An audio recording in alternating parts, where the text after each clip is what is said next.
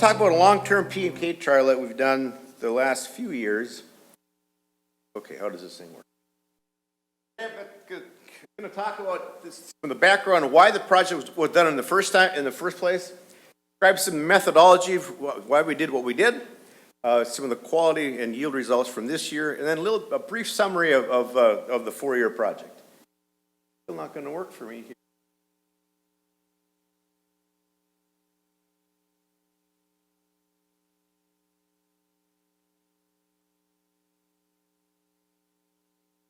Objectives, what are we doing? We want to really look at a 4-year minimum of a wheat, soybean rotation. Looking at what levels of P and K, what kind of influence that may have. First year of the project was 2019, and the project partners, David mentioned that soybeans is one of them, but AFRAC, wheat growers, University of Minnesota, and then some farmer cooperators. And I'll talk about that here in a minute. So the scope of the project, where was it? Back in 2017, we were talking about this project. The idea was, look at USDA District 10, that's the geography. In 2007, that was the amount of soybean acres. 17, and about a 700,000 increase in acres of soybeans in 10 years. The yields were there and there. Say, well, why would, if the yields are about flat, got to be a reason why there was an increase in yields. Wheat yields at that same time frame, 55. Now, there's no question that soybeans in the wheat rotation makes for better wheat yields for a lot of reasons. Weed control is one, disease is another. But kind of figure out why was that not the case in beans? So, what do we know about the soils in northwest Minnesota? Well, we know it's cold. We know it's high pH. Those things do have an impact on P and K uptake. A 50 bushel bean crop is going to remove more P and K than what you'd think. An 80 bushel wheat crop, probably about the same. And not that many years ago, you think, well, you know, an 80 bushel wheat crop was a fantastic yield. Not so much anymore, right? Kind of want to get, that's kind of what we like to see. So then back like in 2016, 17, you know, that was a pretty common blend to put on. If you're doing that and wanting to get this, you're mining. Which isn't a bad thing, but at least if you know about it. I know locally at our local Cooperative Northern Resources in Roseau, you know, tell me over the last 5 to 6 years, they've increased the amount of P and K in beans from about 30 units of each to 50 or 60 of each. So it makes sense. You feed the crop, you get more. So it's basic soil science, law of the minimum. I use this a lot when I talk about different things. You know, the yield potential of maximum is staves all the way up to the top. You fill that bucket up and you get a full crop. That's the max potential. Anything that goes against that, doesn't matter what it is. In this case, talking about P205, if that's the limiting factor, it doesn't matter how much N you put on, how much K you put on, everything else you put on, you're going to be limited by that nutrient. That's just a basic law that Von Lieb and his crew together. So the goal then is to provide both macro and micronutrients in an amount that you're going to get that maximum yield. The other thing is soil test calibrations. Now, this is from North Dakota's Fertilizer Handbook. The Olson test and the K test, just from very low to very high, parts per million, for Olson for the P and K, and then a probability of response. So if you have a very low soil, 0 to 3, you can expect a positive response more than 80% of the time. Now you say, well, geez, I want to get a response all the time. I want to put some fertilizer on, I want to get some money back right away. Well, it doesn't work that way. You'd like it to, but it doesn't. So that kind of gives you an idea of where you are on this soil range for both P and K. Will give you an idea of what kind of response you can get. Okay? small plot trials we did was conducted at the Magnuson Research Farm out of Roseau. This kind of gives an aerial site of what the site is. It's a typical small plot site, buildings for equipment. People that work there. I live in Roseau, so I am there quite often in the summer, daily. Just, I mentioned farmer cooperators, and over the years we've had plots here, and that's just in this snapshot. We have just a fantastic relationship with our local farmers. And we not only work with soybeans and wheat, we do grass seed, canola, oats, barley, you name it. We do kind of the whole, whatever the local grower groups want to. So next one. Specific for this project, like I said, the crop rotation was the wheat, soybeans. What really wanted to manage for this? That's high but attainable. That's kind of our goal. Randomized complete block of 4 reps. Soil samples were taken after harvest, except the first year, and the data collection. Okay, great. 2022 growing season. What was it like? We can all remember what it was. It was cold, late, wet. Once the crop got in, it was not hot, but it was warm and dry. This, talk more about this. That came in mid-July to August in Roseau. A lot of guys say August is bean month, so that's kind of what happens. You get that kind of rainfall, and it's usually a good thing for beans. And you can kind of read the rest. Go ahead. Dave will give me the hook here pretty quick. So this is from Fox. That's really a University of Minnesota site. That's for an automated end-on site.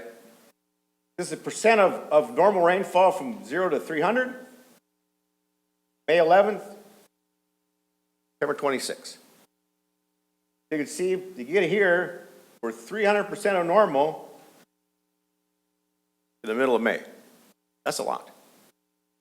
So wet, we were wet. As the year went on, here's the 100%. We were not below 100% all year long. So suffice it to say, we weren't short of water. Okay. Temperatures, same kind of setup. This is at Fox from April to September. 0, that's normal, average. See this first point, we're 25, 30 degrees below average in April and in May. Get over here, we're a little bit spiked, but we're not, not really warm. We're 5 to 10 degrees for the average. The departure from the average high. This is from the minimum. So what this is telling us, here's the 0 line again, you can see there's a lot more above than below. So that tells us that the average minimum temp was higher, and that's usually a good thing for plant growth. Okay, try it. Nope, still no go. So the methods, we had a soybean site and a wheat site each year, 15 treatments, and we'll talk about that in a minute. The P source is 0460, didn't want to have any N kind of drag along with that, so we used the source. 0060, the rates were here. Oops, that's okay. So the rates, 20, 40, 60, 80, and 100 of each product, plus a combination. Okay, good.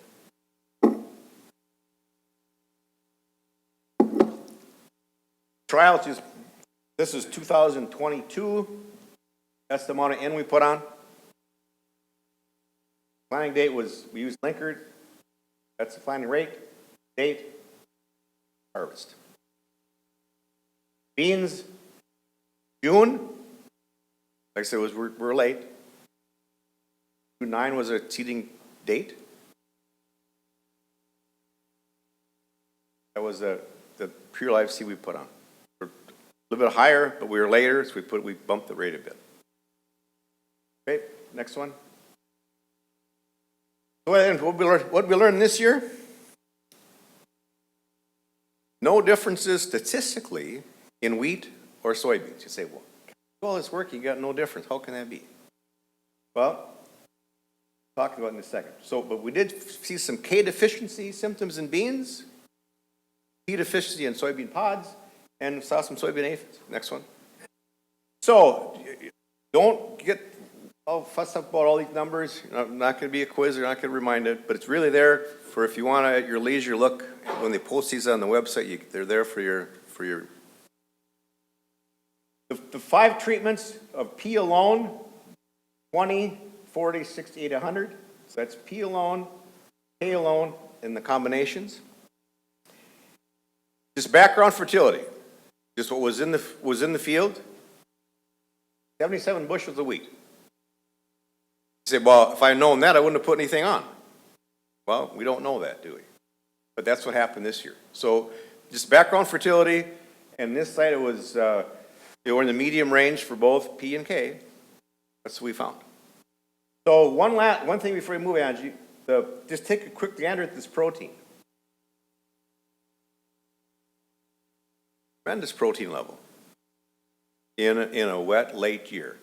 Early on, guy was saying, late planting, we're going to get 3/4 of the wheat crop. It's going to be low protein. It's going to be just bad. Well, it turned out to be not the case. So looking at beans, the same deal, same setup, 52 bushels with just background fertility. You say, well, I want your site. I want to go there every year and just have this background, and gets that kind of yield.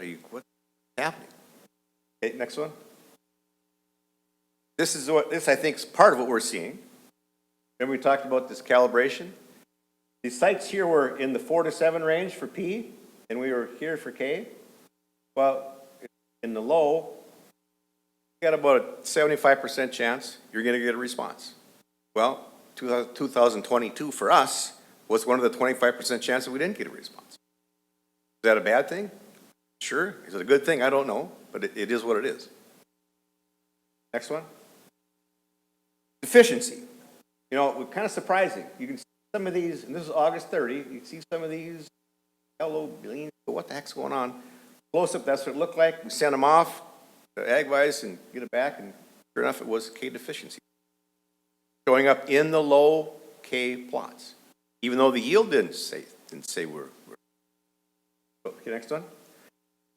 We also, in the low piece, this is a little bit later, but seeing a lot of some purple leaves. Say, well, we see purple leaves in the spring a lot in the cool soil, right? If you got P deficiency.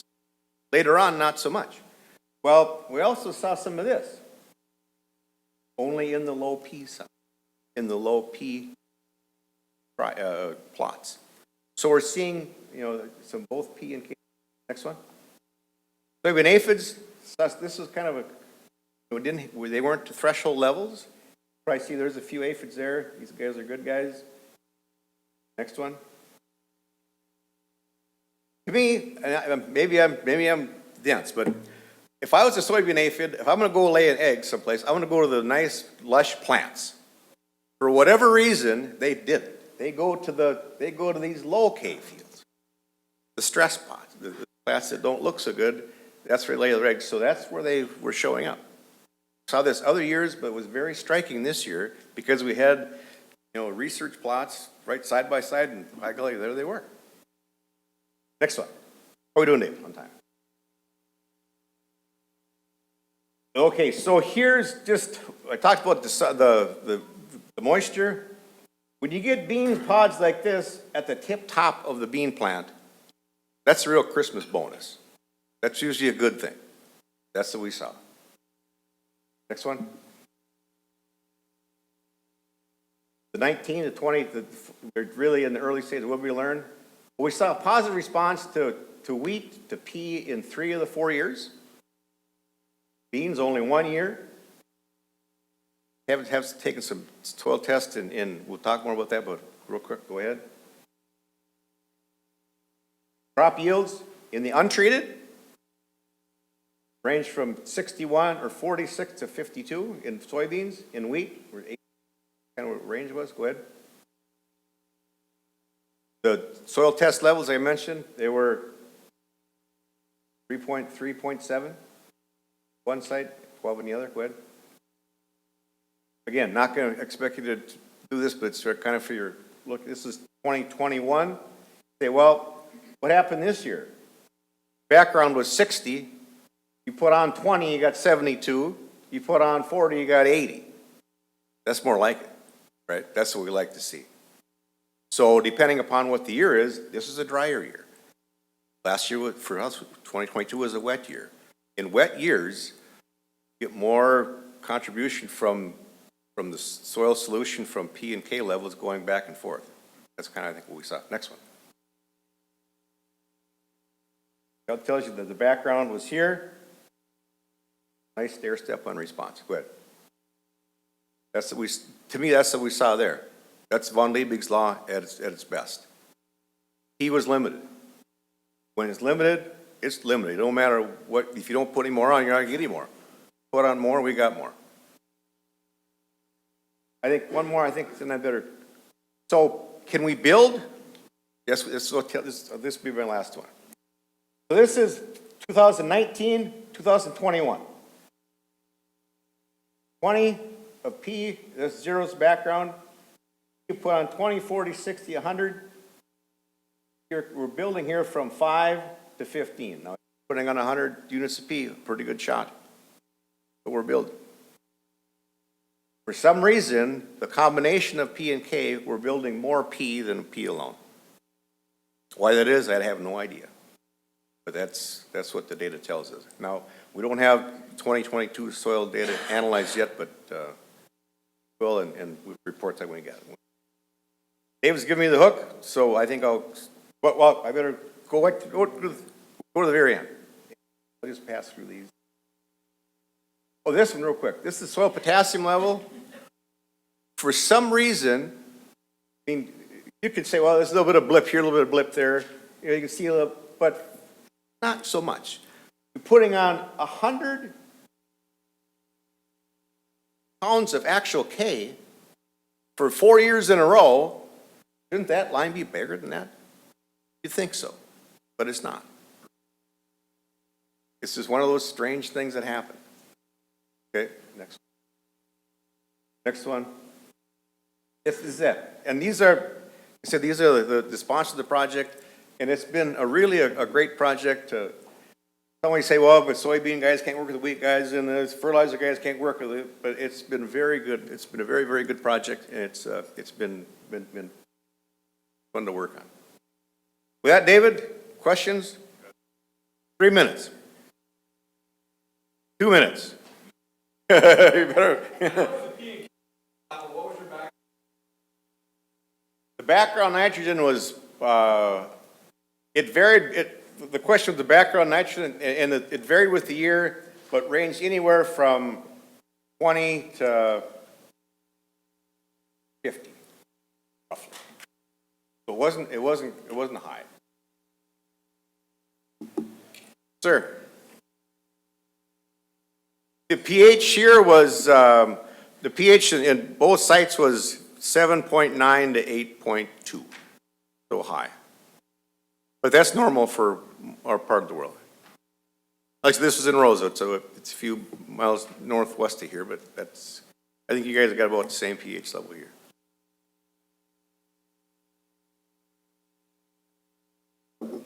Well, I guess we're in agreement then, but why we can't build it, I don't know. I know Dan Kaiser and Dave Franzen have done quite a bit of work with that, trying to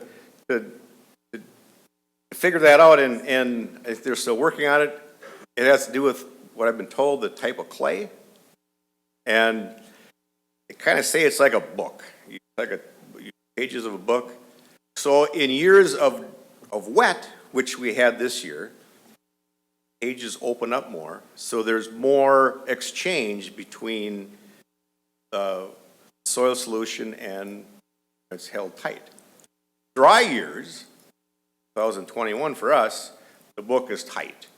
So you don't have exchange or possible exchanges from the soil colloids. The plant roots can't get it. And I guess Franzen and Kaiser would be the guys that talked about it. I wish you could build it. I wish we could build it, but we've kind of seen the same thing. We just struggle. Anything else?